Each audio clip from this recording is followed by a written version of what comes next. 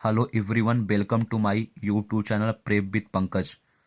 दोस्तों, हम लोग सीजीएल एंड सीएचएसएल या ऐसे एग्जाम जहाँ भी इंग्लिश आती है तो उसको ध्यान में रखते हुए vocab की सीरीज लेके चल रहे थे और हम लोगों ने 411 वर्ड तक को कवर कर लिया था। देखिए, मैं आपसे फिर से वही बात कहना चाहूँगा कि मतलब मैंने जैसे ये मेरा जो पार्ट 37 है, 36 तक पार्ट पूरे अपलोड हैं, पूरी वोकैब की सीरीज बनी हुई है प्लेलिस्ट में। तो आप उससे जाके देखिए और ज़्यादा से ज़्यादा रिवाइज करिए ताकि चीज़ें माइंड पे सेटअप रहें। देखिए, हम लोग पहला वर्ड स्टार्ट कर रहे हैं। पहला वर्ड अपना है डायलेट। तो डायलेट का मतलब होता है फैलना। सिनोनिम्स क्या हो जाएगा आपका? डिस्टेंड हो जाएगा और वाइडन हो जाएगा। देखिए, वाइड का मतलब ये होता है चौड़ा, तो जो ब्रॉड है, चौड़ा है, मतलब वो क्या हो रहा है? फैल रहा है। तो डायलेट को वन वर्ड सब्स्टिट्यूशन में भी बोलेंगे तो बोलेंगे टू मेक समथिंग लार्जर, किसी को बड़ा बनाना, चौड़ा बनाना। तो मतलब क्या हो रहा है? फैल रहा है। तो ठीक है, तो इसे आप याद कैसे करेंगे? देखिए, डाईलेट, सबको पता है कि सब लोग अपने हेयर को काला करने के लिए डाई लगाते हैं। तो डाई अगर लेट तक लगाएंगे तो पूरे हेयर में क्या हो जाएगी? फैल जाएगी, इवन वो पूरे हेड तक आ जाएगी, फोरहेड तक। तो डाई यदि आप लेट तक लगाएंगे तो वो क्या होगा? पूरे हेड तक आ जाएगी, तो मतलब फैल जाएगी। नेक्स्ट वर्ड आपका है क्वियर। तो क्वियर का मतलब होता है विचित्र। सिनोनिम्स क्या हो जाएगा? इसेंट्रिक हो जाएगा, स्ट्रेंज हो जाएगा। तो इसका मतलब आप ये बोलेंगे कि वही स्ट्रेंज है, जो अजनबी है, विचित्र है। तो कैसे याद करेंगे? देखिए, यहाँ लिखा है क्वीर, तो इसे आप बोलिए क्वीन।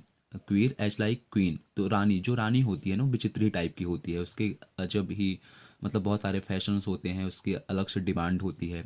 तो क्वीर एज लाइक क्वीन। या फिर आप इसे ऐसे बोलिए कि क्यों आर। क्वीर, क्यों अगर बोलेंगे तो क्यों आर। तो लोग बोलते हैं ना, क्यों यार तुम बड़े विचित्र हो, दिन भर परेशान करते रहते हो, अपने दोस्तों को लोग बोलते रहते हैं। तो यहाँ से आप याद कर सकते हैं। आपका नेक्स्ट वर्ड है सिनेडाई। एक फ्रेज एक्चुअल में लैटिन भाषा का, जिसे बोलते हैं सिनेडाई। तो सिनेडाई का मतलब होता है अनिश्चित काल के लिए। सिनोनिम्स क्या हो जाएगा? फॉर एवर हो जाएगा, इंडलेसली हो जाएगा। तो सिनेडाई, तो आप इसे ऐसे याद करेंगे कि देखिए, साइन सबको पता है सिग्नेचर करना, और डाई यानी खत्म हो जाना, जिसको बोलते हैं कि डेथ कर गया। तो साइन डाई, कोई ऐसा इंसान जो साइन किया और डेथ कर गया, यानी कि मर गया वो। तो अनिश्चित काल के लिए वो चीज़ हो गई ना, साइन किया और खत्म हो गया, लौट के ही नहीं आया, तो वो चीज़ साइन कैसी हो जाएगी? वो अनिश्चित काल के लिए हो जाएगी। यानी कि इसका मतलब ये होता है कि विदाउट अ डेट, या विदाउट एनी फ्यूचर डेट, कि किसी डेट को निर्धारित किए बिना और वो हो जाना, बिना किसी डेट के, मतलब अनिश्चित काल के लिए वो। तो फार रिवर हो जाएगा, एंडलेसली हो जाएगा। नेक्स्ट वर्ड आपका है डिसग्रंटलेड। तो डिसग्रंटल्ड का मतलब होता है, आप बोलेंगे डिसअपॉइंटेड या फिर एनॉयड, यानी कि जो निराश हो, जो असंतुष्ट हो। सिनोनिम्स क्या हो जाएगा? अनहैप्पी और डिससेटिफाइस, यानी जो सेटिफाइस नहीं है, वो असंतुष्ट है। तो इसे कैसे याद करेंगे? देखिए, यहाँ शब्द लिखा है डिस गारंटेड। एल को आप थोड़ा सा साइड कर दीजिए। तो डिस गारंटेड यानी ऐसी चीज़ जो गारंटी पे नहीं है, तो आप उसको लेके ना असंतुष्ट रहते हैं। जैसे अगर मान लीजिए आपने कोई सामान लेके आया और सामने वाला भी सामान लेके आया, वो गारंटी पे लेके आया, आपने बिना गारंटी के लेके आया, तो आप कहीं ना कहीं असंतुष्ट हो जाएंगे, आपको संतुष्टि नहीं होगी, लगेगा कि यार मैंने मतलब गलत काम कर दिया।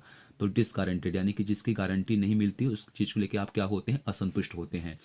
नेक्स्ट वर्ड आपका है रुस। तो रुस, रूठ नहीं बोलेंगे, रुस। तो रुस का मतलब होता है दया, यानी कि जिसको आप बोलते हैं दर्द या फिर तरस करना, यानी कि a feeling of pity, distress या ग्रीफ, यानी ऐसी फीलिंग जिस पे दया भाव ना हो।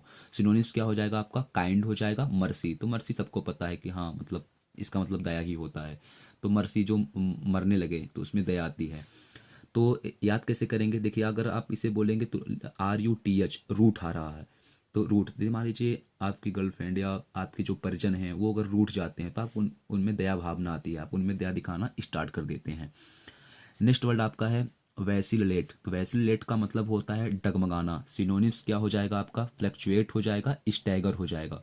तो वैसिलेट का मतलब ये होता है कि to keep changing your idea or opinion, मतलब कि आप ना, जो आपके आइडिया हैं, आपके जो ओपिनियन हैं, वो आप उसको बार बार चेंज कर रहे हो, यानी कि उसे आप मतलब आपने उसमें से डिसीजन से डगमगा रहे हो, तभी ना आप अपने आइडिया को चेंज कर रहे हो। तो to keep changing your ideas or opinion about something, किसी चीज़ के लिए जो भी आपके आइडियाज हैं उसको आप चेंज कर रहे हो, मतलब आप कुल मिला के डगमगा रहे हो, डामाडोल कर रहे हो।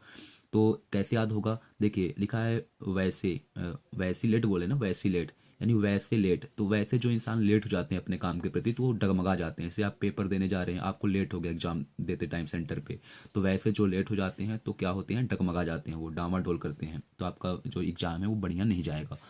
नेक्स्ट वर्ड आपका है हेवन। तो हेवन का मतलब होता है आश्रय स्थल, यानी कि a place where people or animal can be safe and rest, यानी कि एक ऐसा स्थान जहाँ जो पीपल हैं या जानवर हैं वो अपने आप को सेफ महसूस करते हैं और वहाँ रेस्ट करते हैं, तो वही आपका होता है आश्रय स्थल। सिनोनिम्स क्या हो जाएगा, शेल्टर हो जाएगा, एसाइलम हो जाएगा। एक्चुअल में एसाइलम का मतलब ये होता है कि protection that a government gives to people who have left their own country, यानी कि एक ऐसे इंसान जो अपने कंट्री से लेफ्ट हो गए हैं, उनको मतलब उनको देश निकाला किया गया है, और उनको अगर कोई गवर्नमेंट प्रोटेक्ट करती है, उनको आश्रय देती है, तो उस चीज़ को आप क्या बोलेंगे, एसाइलम बोलेंगे। तो एक अच्छा वर्ड है। तो कैसे याद होगा, देखिए यहाँ लिखा है हेवन, सबको पता है हेवन स्वर्ग होता है, तो मतलब वो आश्रय स्थल है। बट इसको आप बोलिए हवन, हवन। तो अगर हवन आपको करना है तो हवन के लिए आपको आश्रय स्थल चाहिए, यानी कोई शेल्टर चाहिए, तो आप ऐसे याद कर सकते हैं हवन, यानी हवन के लिए आपको क्या चाहिए, एक स्थल चाहिए, आश्रय स्थल, आप वहीं जाके हवन करेंगे। नेक्स्ट वर्ड आपका है बुली। तो बुली का मतलब होता है धमकाना। सिनोनिम्स क्या हो जाएगा, थ्रेटन हो जाएगा या एंटीमिडेट हो जाएगा। तो इसे आप कैसे मतलब बोलेंगे, बुली का मतलब ये होता है कि a person who use power to hurt, यानी एक ऐसा इंसान जो अपने पावर का यूज किसी को हर्ट करने के लिए कर रहा है, यानी कि वो धमका रहा है उसे कुल मिला के।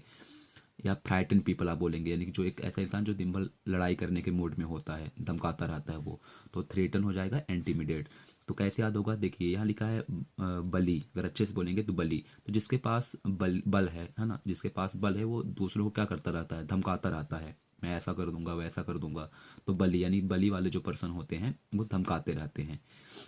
नेक्स्ट वर्ड आपका है जेफर। तो जेफर का मतलब होता है शीतल हवा। सिनोनिम्स क्या हो जाएगा, ब्रीज हो जाएगा, और या फिर क्या हो जाएगा, विंड हो जाएगा।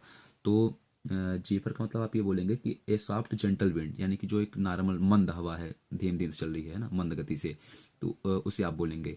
तो कैसे याद होगा, देखिए यहाँ लिखा है जायफर, लेकिन आप बोलेंगे जाफेर, जाफेर। तो मान लीजिए गर्मी का समर वेकेशन है, समर का सीजन है, और आपको ठंडी हवा चाहिए, तो जो फैंस वगैरह होते हैं, जो कूलर्स वगैरह होते हैं, आप बोलते हैं ना कि जाफेर, क्योंकि मुझे हवा चाहिए, ठंडी हवा चाहिए, जाफेर है ना। किसी को आप बोलते हैं, छोटे भाई किसी को बोलते हैं कि जाफेर, तो जाफेर आप यहाँ से याद कर लीजिएगा कि जाफेर। यहाँ ब्रिज है, तो ब्रिज एज लाइक फ्रिज, तो फ्रिज में ठंडी होती है, तो ब्रिज मतलब शीतल हवा होती है, तो आप यहाँ से याद कर सकते हैं। नेक्स्ट वर्ड आपका है एग्लोमिरेट। तो एग्लोमिरेट का मतलब होता है ढेर या फिर संग्रह, यानी इकट्ठा किया हुआ। सिनोनिम्स क्या हो जाएगा, एक्यूमुलेट हो जाएगा, अक्रू हो जाएगा, इसे आप बोलेंगे अक्रू। तो इसका मतलब ये होता है एग्लोमेरेट का कि अमास, यानी कि भीड़, आर कलेक्शन आप थिंग्स, किसी वस्तुओं का जो ढेर है, मास है या कलेक्शन है, उसी को तो आप बोलेंगे एग्लोमेरेट। तो ये कैसे याद होगा, देखिए यहाँ लिखा है एक का पता मतलब अंडा, लो, तो एक लो मीरेट, यानी मेरे रेट पे आप एक लो। तो जो एक बेचने वाला इंसान होता है, दुकानदार जो मतलब एक बेच रहा है वो, तो आप क्या बोलेगा कि एक लो मेरे रेट पे, यानी कम रेट पे एक लो। मतलब जो एक लो यानी एक बेच रहा है, मतलब वो एक का कहीं ना कहीं संग्रह है, वहाँ बहुत सारे एक को रखा हुआ है, तभी तो वो उसको बेच रहा है। तो एक लो मेरे रेट, यानी कि एक लो अंडे लो मेरे रेट पे, मतलब अंडों का बहुत सारा ढेर हुआ है। एक्यूमुलेट और एक्रू, तो आप यहाँ से याद कर सकते हैं। नेक्स्ट और लास्ट वर्ड है आपका इसको आप बोलेंगे राई, राई है ना, डब्लू जो है साइलेंट है। तो राई का मतलब होता है व्यंगपूर्ण या फिर टेढ़ा। सिनोनिम्स क्या हो जाएगा, ड्रॉल, आप बोलते हैं ना कि मेरे को ड्रॉल कर रहा है, यानी कि व्यंग ताने दे रहा है। और ड्राई, यहाँ लिखा है एम्यूजमेंट, तो एक अच्छा वर्ड है एम्यूजमेंट। तो एक्चुअल में जो यहाँ राई लिखा हुआ है, इसका मतलब ये होता है expressing both disappointed and amusement, यानी कि मतलब जिसमें निराशा के साथ ना विनोद का भाव हो, यानी कि वो मतलब कि टेढ़ा मेढ़ा बोल रहा है, आपको लगेगा मतलब कि वो एक्चुअल में टेढ़ा बोल रहा है, लेकिन निराशा के साथ बोलेगा, आपकी हंसी भी उड़ाएगा और आपको दुख भी व्यक्त करेगा। तो एक्सप्रेसिंग बोथ, यानी कि दोनों एक्सप्रेस करना, यानी कि डिसअपॉइंटेड वाला भी और एम्यूजमेंट वाला भी। तो ये कैसे आप याद करेंगे, देखिए यहाँ लिखा है राई, तो इसे आप बोलेंगे डब्लू ले भी लें आप, तो वराई, वराई यानी बुराई आ रहा है, बुराई, बुराई। तो जो इंसान दिन भर बुराई करता है ना, वो आपको व्यंगपूर्ण यानी टेढ़ा मेढ़ा कथन ही बोलेगा, एम्यूज करेगा। तो इस प्रकार से ये पूरी ट्रिक हुई। तो अगर ये ट्रिक आपको अच्छी लग रही है तो आप इसे ज़्यादा से ज़्यादा शेयर करें, और इसका पीडीएफ मैं टेलीग्राम पे अवेलेबल करा दूंगा, और लिंक इसकी ही डिस्क्रिप्शन बॉक्स में प्रोवाइड हो जाएगी, तो आप वहाँ से जाकर डाउनलोड कर सकते हैं पीडीएफ। Thank you.